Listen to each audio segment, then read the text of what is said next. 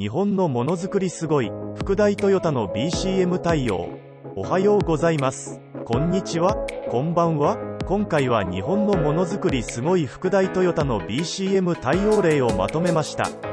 1はじめに、10月16日昼に中央発條藤岡工場で爆発事故が発生。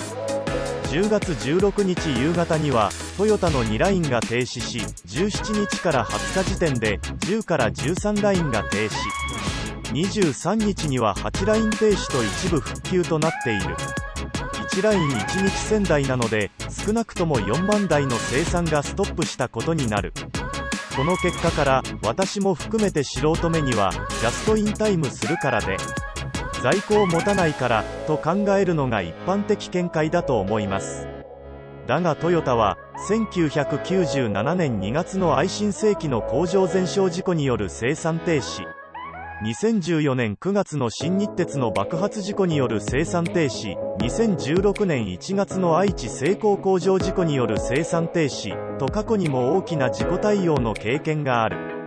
また、コロナ等による半導体供給不足による生産停止対応の経験がある。そのような経験もあるのに、なぜ在庫を持たないジャストインタイムのシステムを継続しているのかを深掘りしました。2内容、1過去の事故対応例。ここで、1997年2月の愛新世紀の工場全焼事故対応の時の主要なエピソードを紹介すると、事故発生後3日で、同一部品を作ったことがない協力会社が代替え製造を立ち上げた。これは、部品製造に関する図面、ノウハウがきちんと具現化できているからできることです。すごい。それから、複数拠点で1日3万個の部品供給できるように計150社が協力して1から2週間で軌道に乗せたとのこと。まさにプロジェクト X にトヨタの BCM 事業継続マネジメントとジャストインタイムについて、トヨタの BCP 事業継続計画は1995年の阪神・淡路大震災をきっかけに始まりました。2002年には BCM 事業継続マネジメントを導入しました。トヨタ含む各社は BCM 事業継続マネジメントにより地震等の災害発生時において部品生産設備が損壊した場合の部品供給先会社へ製品の供給代替策が事前に策定を要求し、目安2週間以内に対応できるシステムを構築している。部品供給トラブル対応は、その応用系で即時対応し、各種トラブルを臨機応変対応している。部品の在庫を持つことは、そのために在庫用倉庫が必要だし、一旦倉庫へトラック輸送と搬入作業が必要で、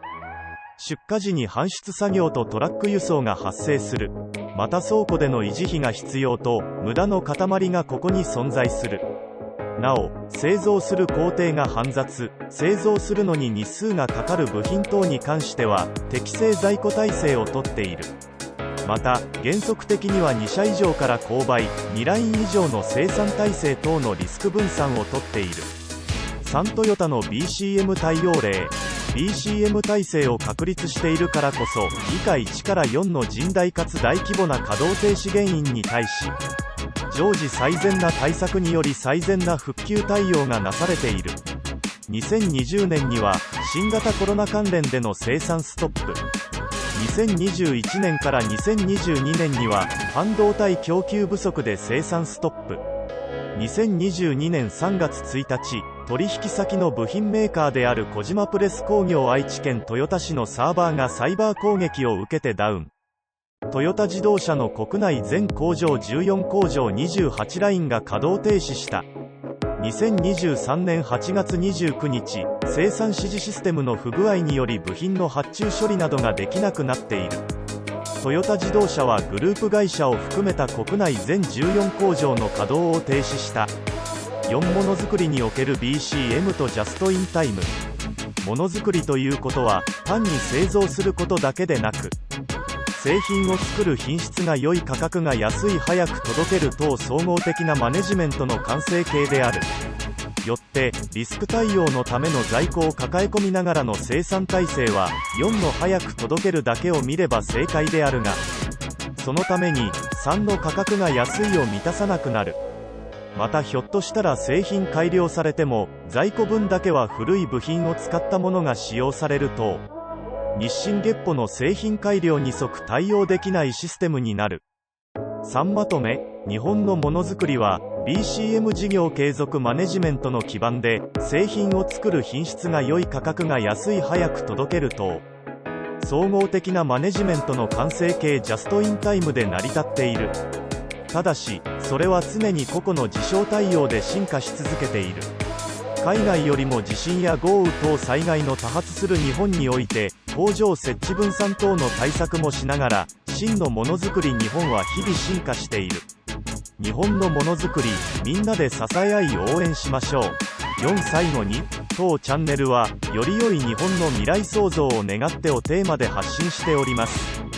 日本の未来創造とは、ウィンウィンで進めますので、世界の未来も当然明るいです。取り上げるべき、取り上げてほしいテーマ、何か意見がありましたら、コメント願います。ありがとうございました。もし役立ったと思われたら、チャンネル登録と高評価をお願いします。皆さんの人生がより豊かになることを願っています。では、また次回の動画でお会いしましょう。